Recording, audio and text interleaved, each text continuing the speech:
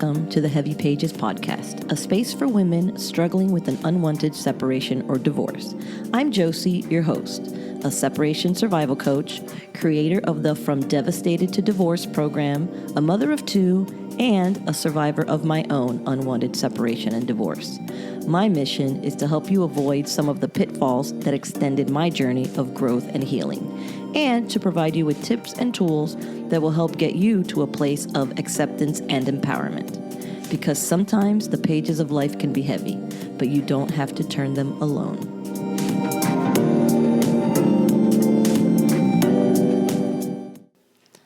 Hello again, and welcome back to another journal entry episode. Thank you so much for hanging around with me and listening to my crazy ranting and ravings during this really crazy time in my life.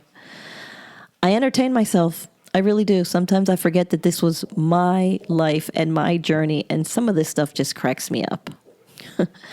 I hope you find it, if not equal parts entertaining and embarrassing, more entertaining than pathetic. Anyway, with that, let's get into this week's journal entry episode, which is for Saturday, December 4th. So I just turned this on to bitch more about how Mario has not called me and how it bugs me to no end. And would you believe, right when I logged on, my phone rang? And yes, it was him. How do I feel? Well, I feel glad that he called. Nothing sucks more than being dumped. So for that reason alone, I'm glad. Anyway, he did not say much. We talked for maybe 4 minutes. Wow. Looking at the phone log, it was more like 2 minutes. Anyway, he said he called to say hi and let me know he was back in Orlando. He said he was helping his cousin with stuff and that they will be moving, God willing, by the middle of this week. He said he knew I had my son this weekend and what was going on. Then he said to let him know when I would have some free time next. Pretty much, that was it. Short and sweet and to the point. I'm just glad that he called. I do not want to use the term happy because I'm not that yet, but I am glad. Anyway, I will call him tomorrow when I get back from Disney and mention I have Tuesday free and see if we can see each other then. I will not get my hopes up and I will take things in stride. Maybe I will wait to call on Monday and see if he has some free time. Well, now that he's called me, I may call him tomorrow. It just depends on what I have going on. I have a feeling that it will be a fun and busy day. I will just wait and see. I'm going to try and chill. I do have a lot that I want to accomplish for myself with the job and my new place, so I'm going to slow down and make do with whatever I can get. I need those vans for my move and maybe helping hands. So I need to keep him close, and still he is better than nothing to kill the time. So since I pretty much know that he is not going to be my next husband, that takes the pressure off of trying to make something with him. He will just be the guy I hang out with when I and he have free time. And when he does not, then I do something else. And when I have something else going on, the same thing. I feel better about the plan. So good. I did not get dumped. Wait, did I write this in another Nolo entry too? Crazy.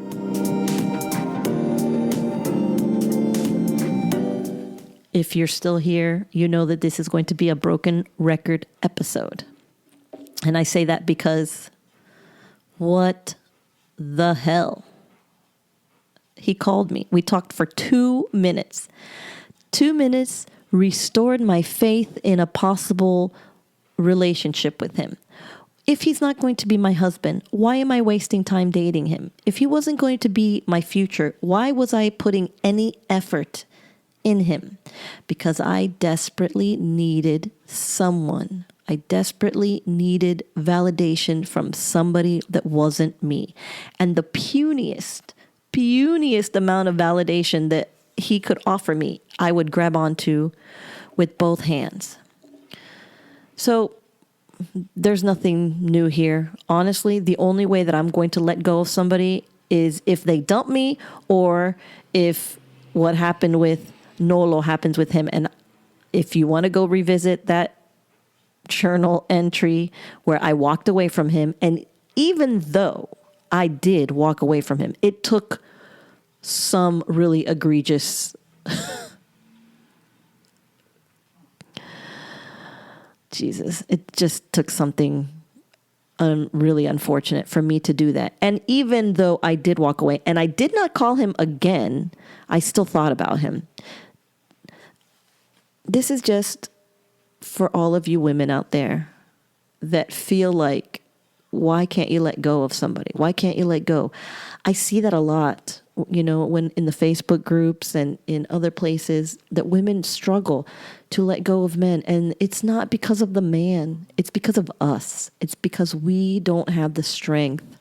We don't have the will. We don't have the self-worth to do this. Somebody is going to hear this and call me victim blaming. And I'm not. First of all, I'm not a victim in this situation. I am a willing participant, but I am a very uninformed and unhealthy participant. I needed to get myself straight. I needed to get my mind straight. I needed to get my self-worth straight before I could entertain speaking to someone so that I would have the strength to walk away when I was not being treated the way that I deserved, or when I wasn't getting the attention that I felt I deserved. Right or wrong, it's what I felt. And if that's what I felt and that's what I want, then I push for that and I wait for that. Does that mean that I may end up alone forever? Maybe it does, but it means that I end up alone because I choose a certain type of person. And if that person is not around or people cannot fulfill that, then maybe that just means that I won't find the right person and I will need to be alone. What else is the option? Settling, being miserable all the time, asking all the time for what you need and not getting it. And then that's kind of a vicious circle, because I really believe that puts you right back to the self-worth and self-esteem and questioning yourself and what's wrong with me and is it about me? And if you don't have that strong core of self-worth and self-esteem, then this is what you are turned into. A puddle of mush, begging for scraps from men that you already know are not your type, but they are somebody, and you'll take anything. So I hate reading that, but I know that that's where I was. And if you are listening to these journal entries in order, then you probably don't need me to say it again to you. Just analyze yourself and see if you sound anything like I did in those. And if you do, then please get some therapy, get some help, do something to get yourself out of this situation faster than I did. And with that, I'm going to leave it here because there's just no other ways that I can interpret and describe or explain away this episode. And because I said I was probably going to call him, you can be sure that he's still going to come up in another journal entry episode. So I'll save it for the next one. Thanks for listening. Thanks for hopefully not judging me too harshly. And if you do, go ahead, send me the message. I'd like to hear your thoughts because they probably can't be any worse than my own. And with that, I will leave you and I will catch you on the next one. Bye for now.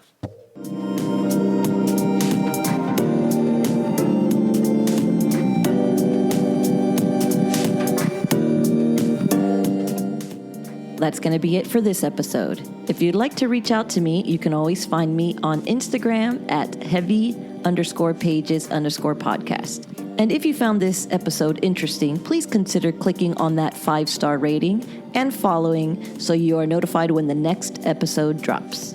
As always, thank you for listening, and remember, sometimes the pages of life can be heavy, but you don't have to turn them alone.